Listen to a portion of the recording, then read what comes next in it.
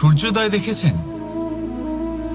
কত প্রশান্তিদায়ক, কত শক্তিদায়ক হয়।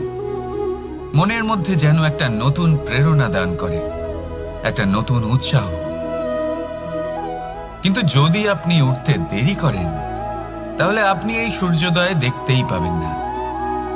ঠিক এরকমই হয় আমাদের জীবনেও। সুযোগ